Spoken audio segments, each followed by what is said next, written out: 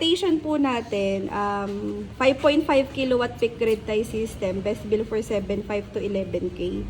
Si Go Solar po, may tatlong klase kami ng package. Ang pagkakaiba lang po ng tatlo, panels. Pero the rest, same na siya, yung inverter. So, una po, si Go Basic, galing China yung panel niya. 550 watts per panel. Same with Go Super, 550 watts per panel. Pero from Germany naman siya. Tapos si Singapore Go Ultra 370 watts. So para mabuo po yung 5.5 kilowatt, 10 panels ikakabit natin. Considering na ito nga po yung bill. Pero ang capacity po na inverter up to 7.8. So kaya niya po hanggang 14 panels. So may pasobra pa tayo. Ang warranty nila magkakaiba pagdating sa panel 10, 15, tsaka 20 years. Inverter naman po 5 years warranty, workmanship namin 1 year. Pero anytime po na may concern kayo sa system, kami pa rin po yung gagawa. I-schedule po namin kayo kung kailan kami pupunta. Ano naman yon, ASAP naman po yun. Ayan. So may isang inverter din po kami kung gusto niyo mas malaking system size. Kaya po nung 20 panels in case po. Ayan. So for example po, si Go Super, around 26 square meter po yung i-cover na area. Ang ano po niya, ang isang panel, para 25 kilos ang isang panel. Kasi laki siya ng isang pintuan. Pero ito malaki to, parang isang plywood na to, sir. 2.3 by 1.3 meter. Yung laki niya. Ang malalas po sa bill ng kuryente, minimum ng 2.9, maximum ng 10.8. Per month. Per month. So, kung dito po natin siya gagamitin sa resort, tapos daytime, ayun, may mga tao-tao na din. Syempre, for the aircon na yung mga yan. Malamang sa malamang ma-maximize na po natin yung kilowatt peak na to. Ang regular price niya, ma'am, ito naka-yellow.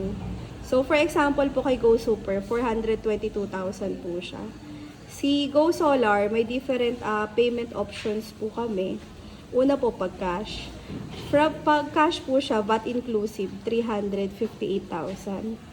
Pero kung okay po sa inyo na mag-VAT X, ang difference po yung resibo.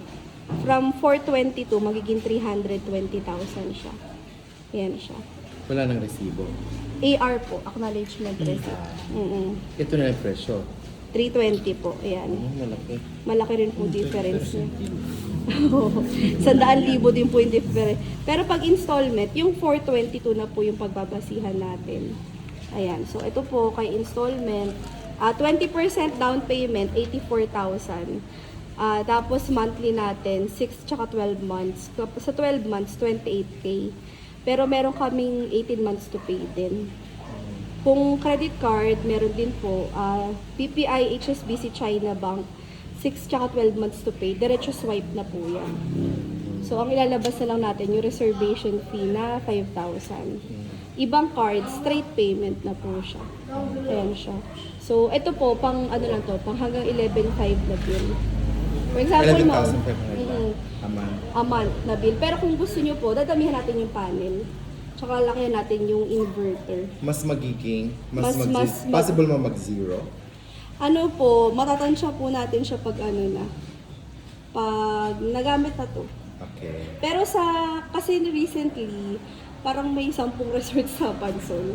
Lahat ng resort niya, pinakabitan sa amin. Ayun sir, titignan ko kung magiging mangyayari. Kakakabit lang namin last month. So para yung ang assurance sa yung present mo? Ito, opo. Yun pa lang ang assurance. Yun pa lang po. Okay. Nasagot na yung tanong, Mar, na ano, yung in case of brown out, mga ganon? Nasagot na yan, Mar? Ako po, brown out talaga. Pero Brown out talaga? May isa Sa silang opo. May battery. Ito po sir, wala siyang battery. Ito yung Pag 18 months to pay, ma'am, 18,700 siya. Ito po, yung grid tie. Ito dito naman po sa yung 18 at hybrid. 6, sa 18 at 6 at 12, kahit anong credit card to. Hindi, ano po yan, cheque. Check. yung magandaan lang kasi kung Net metering po ang ito. kasi pag umaga, pag may bisita na Si hybrid system naman po, ito na po yung may battery. So, nabanggit ko po sa kanila, sir, na in case ng brownout, pwede po tayo mag-assign ng critical loads. Yun lang